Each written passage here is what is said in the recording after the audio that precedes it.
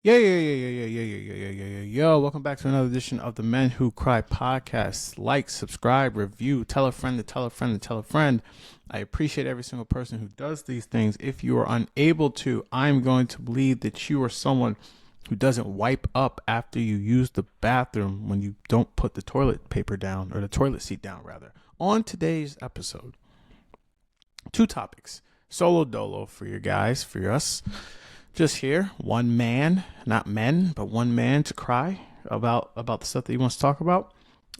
Very interesting kind of discussion. We had the NCAA this weekend. Big weekend for college basketball. It's the biggest weekend of the year. And a lot of people, like myself, who watch college basketball are casuals. And the reason why we are casual is because college basketball has long since stripped away any need to watch the regular season due to the style of tournament, due to the fact that the one and done rule, due to the fact that guys play all over the world. A lot of these players you won't see again, or if you do see them again, they're going to be a completely different university, wearing a completely different jersey next season. And the biggest discussion has been how college basketball this year, the tournament has been, I think, down. There wasn't that many upsets. There were teams that were obviously upset, but we didn't see, I think, the level of upsets that we normally see. A lot of 11 seeds, or a lot of those type of teams weren't able to make the Sweet 16 this year. And I think college basketball has itself a problem in the sense that the thing that a lot of fans have wanted for a long time, I should say a decent amount of fans have wanted for a long time, is part of the reason why we're now in this space, right? For the longest time, since I've been watching college basketball, is really, for the most part, has been in the one and done era. So a lot of the top talent isn't there for super long. And a lot of the people have thought that things like the NIL, things like that would help keep guys in school longer. And to some degree, I think that's happened. You have seen guys kind of turn down the draft and stay longer. We've seen more sophomores and juniors and seniors stay and still get drafted, in the lottery the last couple of seasons, and which has been beneficial for, I think, them as people and players, and I think the NBA product as well. The issue, though, with that is the other side. It hasn't, while it's kept players in college basketball, it hasn't kept them on their teams. There's already a story out right now that Michigan, who's in the Sweet 16, who just won the Big Ten tournament, one of their players is already in the portal trying to go to another team. And I think therein lies the problem, is that there's no connectivity with the players on this team. I think the big difference between men's college basketball and women's college basketball, while they still have the rules, you don't necessarily see transfers in that kind of way. And with the big stars, they have to stay for a certain amount of years, right? Angel Reese stayed for a while. Caitlin Clark stayed for a while. Even Kelsey Plum, going way back to Diana Taurasi, Naisha Collier, Breanna Stewart. The list goes on and on. These players probably could have left after 1 year, right? Or maybe even after 2 years. But they stayed and they developed, and now they've either become stars, Hall of Famers, or rising stars in the W right now. And the problem with college basketball is the fact that the stars are just gone so quickly that there's nothing to bring me back for next season, right? It would be awesome if Cooper Flagg were to come back to Duke next year. He's not. And it'll be the number one pick in the draft coming up. And you just can't turn down that type of money and just that opportunity. Those things might not happen every year for you, even though he seems to be one of the best players in the country and might be a generational player when he gets to the league. No, the issue now with college basketball is that the thing that's the biggest for them has now become somewhat of an inverse. I just talked about how the fact that there weren't that many upsets this year, and frankly, a lot of upsets are what got people involved. John Calipari's teams, the 10 seed Arkansas, are in the Sweet 16, and they did upset St. John's. They beat Kansas. I don't think that many people thought Kansas was going to be very good this year. they're in. But it doesn't feel that much of like an upset or the type of upset that we normally care about because we already know about John Calipari. I remember years ago when Florida Gulf Coast made the Sweet 16. I think that's the farthest they went. I don't know if they made the Elite Eight. But Florida Gulf Coast made the second weekend of college basketball. And I remember ESPN went down and they did a whole segment on Florida Gulf Coast. I had no idea where this was. Mind you, I'm going to school in Florida at this time. And that's when I found out they had like a lazy river, in school. That's how I guess most of their kids like got to class was just through this lazy river. You learn a lot about their players and things like that. And I always felt like that was the magic of March Madness. It wasn't just to crown the champion, right? It was to learn about these different programs, these players, and give them kind of their 15 minutes in the sun and highlight the school, because the school obviously likes that because it's free promotion, for them to get kids to come down and sign up and want to go to that school. Shit, I would have definitely went to a school. If I saw there was a lazy river in the middle of campus just taking you to class, no way I wouldn't have thought about going down there. But the difference now is because of the NIL and because of the transfer portal, you now have it where college basketball originally was the March Madness was a decrescendo. I'll give credit to Mike Greenberg. He's the first person I heard say this, where it gets less exciting the further along you get to the championship, because those Cinderella stories eventually start to, move aside. Or what happens is that those Cinderella stories will keep going and it starts messing with teams or people who really bet on these, or like their brackets really matter to them. And then you're kind of in this weird spot of like, you want the Cinderellas to go so far, but not too far. And now that, like I just mentioned with the NIL and the transfer portal, those mid-majors, those types of players, once they're played a year and they're done, they're going to these big-time programs. They're going to the Kentuckys and the Dukes and the Arkansas and the Michigans, right? They're no longer just staying in their place where they can like build up a unit, right? It can be some guys on the team for 2-3 years playing together and they could take down one of those upper teams. You think about those Butler teams that made back-to-back national championship games. And part of the reason why is because their team was together for most of the time. Gordon Hayward is only on the first team, but the rest of those guys played all those years. You look at that Villanova team with Jalen Brunson, Josh Hart, Dante, Mikal Bridges. Those guys played together for so many years and they stayed as a team.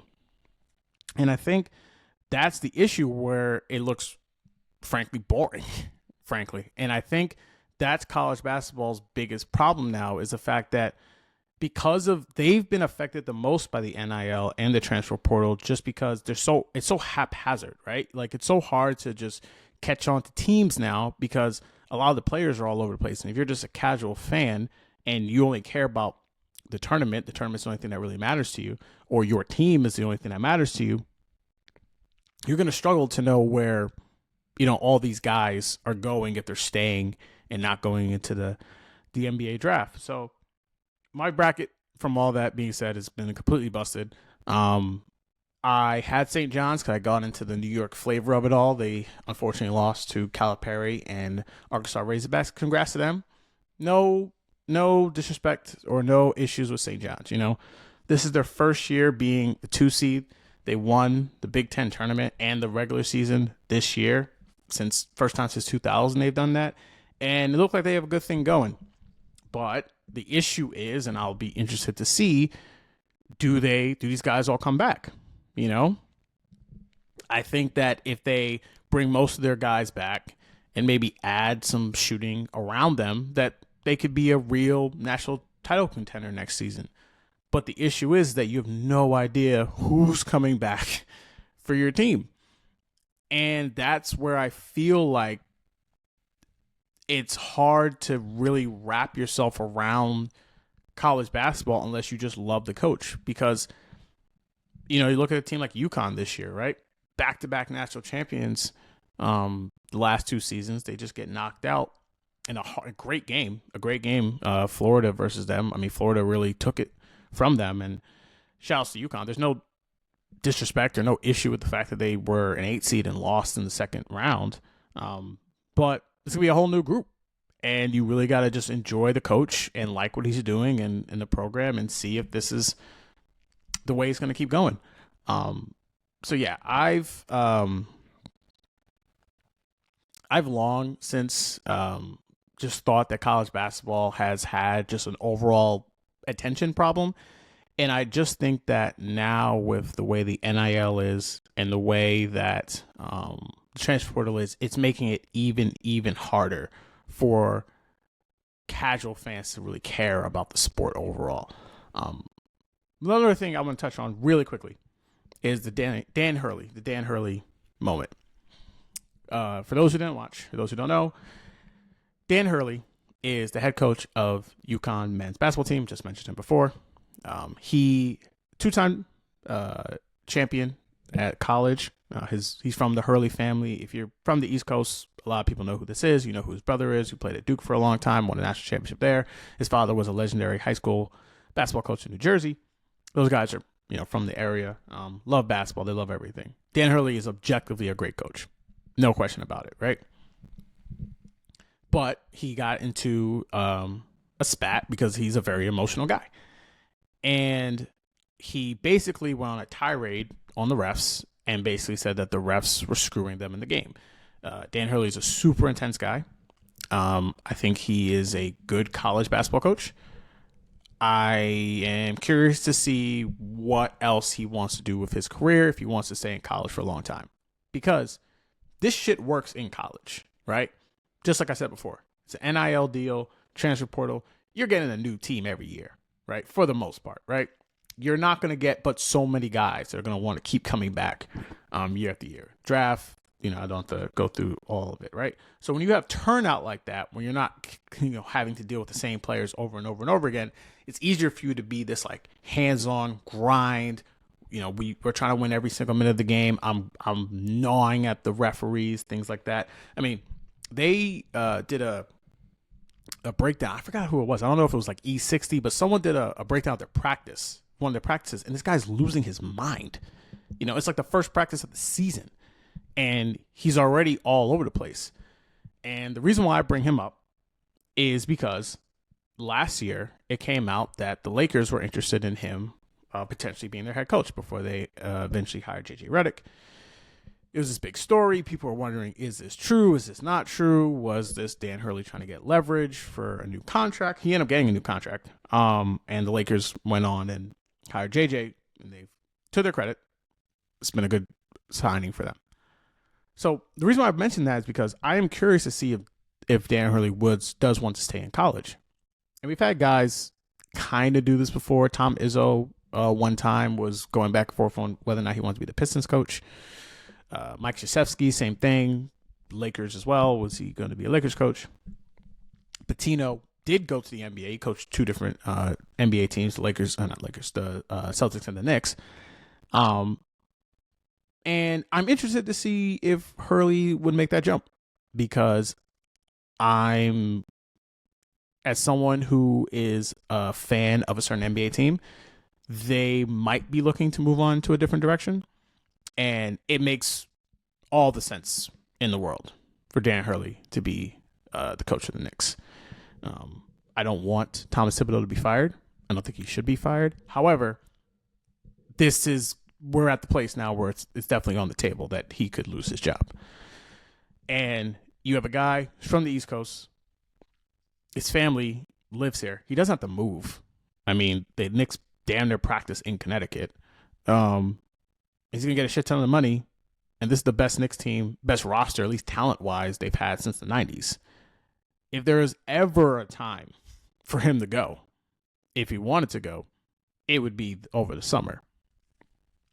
I don't know how I would feel about that hiring, per se, if it were to transpire. I think that he is a very smart guy. I see a lot of tips in him. And he's already doing the whole, the same thing every coach does. The media does this, and everyone hates the media because people just don't like people talking about them. That's really what it comes down to. And then people hit the blame the media button every single time that comes to pass. And it would be a different kind of voice in the locker room.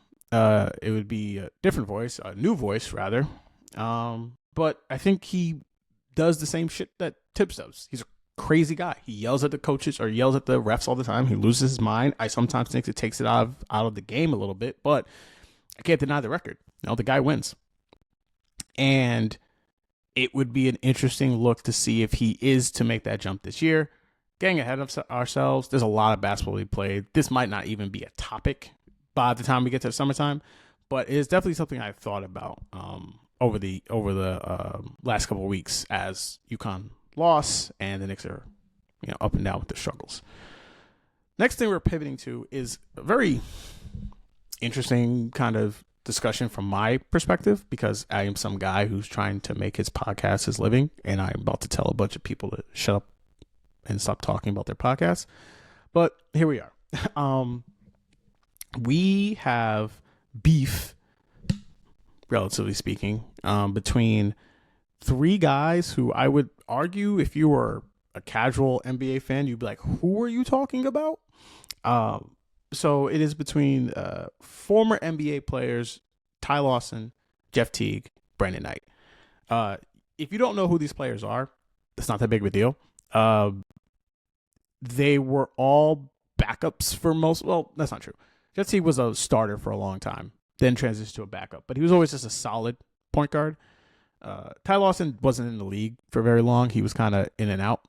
And then Brandon Jennings was in the league for a long time, but he just bounced around to team after team after team after team. But the reason why we bring up these three guys, really the most notable thing about Brandon Jennings, to be honest, was he was the first notable player to not play in college. He was a McDonald's All-American. I think he was like the consensus number 1 pick or top 5 pick or whatever. He ended up falling to 10. But he was late to his draft. That's another thing I remember. He was late to his draft. But he played in China for a year at like 18 years old. The reason why I bring these guys up is because there is a beef between like who was the better of these three players, which you would never think that anyone would care too much to have this conversation about this. And then Drew Holiday, who's a player in the Celtics, is also dragged into this for whatever reason. He's, from what I can see, hasn't responded, and I don't think he should. The reason why we're bringing this up is we have gotten to the point where there are too many podcasts, and like some of these guys just need to shut up. And I'm not for telling someone to be quiet and to quote unquote shut up and dribble. Obviously, the guys aren't dribbling anymore. Unless your conversation just seems to be divisive and make no real point really here. I get that Brandon Jennings, if I'm being honest, probably had a very disappointing career. I think so, personally, from where he was drafted, what he was touted as. He kind of peaked his rookie year and then just became a guy. And I think it was just really disappointing for him. And I think, if I'm being honest, I don't know Brandon at all, but if I was in his position, I'd probably have a lot of regrets about being in the league and not maybe reaching the financial, heights I wanted to, the accolades I wanted to get, these type of things, and feeling like that it's all gone. And I think he's been very protective of it. And I think that's the reason why he's having this argument or discussion with these other guys that really doesn't matter too much. And I think what I'm seeing from him and from these guys overall is, man, life can be really hard sometimes, even when you're super successful. No one would say that these three guys aren't successful people. Successful black men, too. Brandon Jennings made a lot of money, or decent amount of money in the NBA. Jeff Teague, I know, made a lot of money in the NBA. And Ty Lawson was on a national championship team. He's going to be a Carolina legend forever. Like, these men are not poor. These are guys who've made something of themselves, and I think should be proud of it. And I think a lot of times, which is kind of just my overall point of like men's pain, and that we don't see it a lot, and it comes out in these kind of ways, and it's very loud and abrasive and angry. But when you see it, it's hard to unsee it. And I think, especially in the NBA or just honestly in professional sports, Michael Kay, the voice of the Yankees, he also has his own radio show called the Michael Kay Show on New York. He's coined this term, and I kind of thought about it from him and took it from him, is that athletes really have two deaths. Your whole life, most of these guys' lives, it's I'm going to make the league, whatever league that is, and it's probably the ball's probably put in your hand by someone at age, I don't know, 5, 6, 7 years old. And you go out there and you hoop, and you were like probably the best 7th grader, the best 8th, 9th, 10th, 11th, like year after year after year after year for so on. Like you were probably the best at your craft every year, until you really got to the league. And you're getting to the league when you're 18, 19 years old. I don't remember exactly when Jeff Teague went to the NBA, how old he was, but obviously he couldn't have been any older than 22, 23. And I think it's hard. I think it's hard when you get there and you realize that, I'm not that guy. I'm not the best anymore, and like trying to figure it out. And then, God forbid, you're then out the NBA and you didn't maybe achieve the things that you wanted to get. I think that could be incredibly frustrating and difficult to process and discover.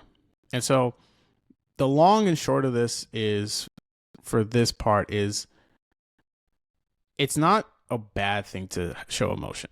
It's one thing I've learned. And this is honestly the root of what this podcast is about, or what it's for, or the reason why it's called the Men Who Cry podcast, because there's no shame in having emotions. There's no shame in saying that something hurt you. Like, you can easily see this guy's hurt, like my man's screaming and sweating about a 55-point game. He had I don't know, was that 15 years ago? Yeah, it was like 15 years ago. There are guys that are about to be in the NBA that were born when you have that game. It's like, it happened, it was a moment in time, a great moment. You shouldn't not be proud of it, but like Malachi Flynn had 50 points last season against the Hawks. I bet you do not know who Malachi Flynn is or what he looks like. Trust me, he looks like a Malachi. Actually, he does not look like a Malachi. I would say that. He does not look like the Malachi that you have made in your mind. So yeah, frankly, from a guy from afar, I hope that really Brandon finds healing from this, because he's kind of the one who's made this crazy assertion and kind of wanted people to, I don't know, defend him or whatever. But it's just about blaring it, and sometimes people need outlets. And I'm going to give him a tad bit of grace, hoping that this is a moment that he can use as a learning experience and not have to scream about it.